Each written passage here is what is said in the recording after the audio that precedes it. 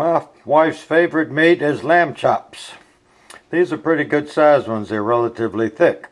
This weighs 1.21 pounds for 3 lamb chops. That's pretty big. Usually they're under a pound for 3. All you have to do is salt and pepper these. Put a couple pats of butter in the cast iron skillet. Turn it on and cook them. There is a little unique way of getting these to cook, because as you can see, they're pretty thick. I'll show you how that we fix them to make them come out pretty close to perfect. I had to take it off the eye because the butter was starting to get a little brown edge on it. These have cracked pepper on them and salt. They're really thick. And it just has melted butter in it. And the secret to lamb chops and a lot of meat, if you want them tender, is you have to brown it on that side. I'm going to put this temperature on because at the beginning it needs a pretty hot flame, because you need to sear the meat on that side. Once that's done, you sear the meat on the other side. Then you sear the sides and you just lay them all together. This handy little tool they used to give away years ago, we're down to the last 1 or 2 of these. And you can open this up, put it around the meat, and slide this ring up, and it'll hold it there.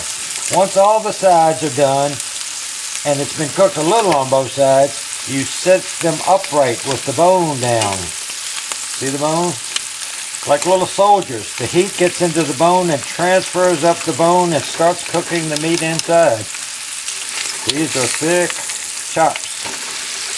So after these cook a few minutes, we'll get back with you. The lamb chops are cooked for a couple minutes on that side. You see they're nice and brown. Now we'll cook that side, and then we'll stack them up side by side and sear both sides, and then stick them with the bone down. Back in a bit. I'm going to zoom in on these because it is smoking. I had to turn the fan off. Lamb does have a tendency to smoke, plus you got butter in there. And now I've stood them up on one side, and I'm using that little set of tongs to just hold them there, and I'll do that for maybe a minute and a quarter, and I'll flip over and do the other half. Both sides and the top and the bottom are done, and now it's bone side down, and you do this for a couple minutes, and the heat will transfer up the bone and start cooking the meat closest to the bone. 2 minutes later, and now they have to cook on each side. While I was doing that, I turned it from 8 down to 6, because you've already used a high temperature to sear it. Now you need a lower temperature and time to try to cook the insides, especially since these are really thick. I just turn them over, and I'll do this every minute or so until they're done. And the best way to tell if they're done is to cut them open, but you can stick a knife down in the thicker part, especially close to the bone, and you see the blood coming out of it? That's rare. If it's a little, that's not even rare yet. If it comes in with a little froth around it, it's super rare, and my wife likes them rare, so they're going to have to cook a little bit longer. About 2 minutes aside, flipping them over about 4 times.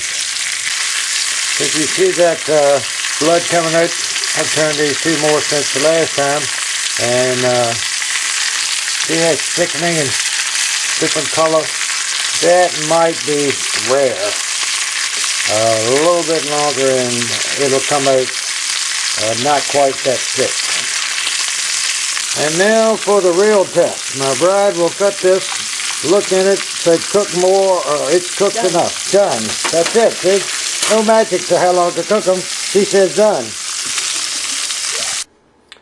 My wife's dinner is officially served. That didn't take too long. Since I don't eat lamb particularly, I'll eat a lamb roast sometimes.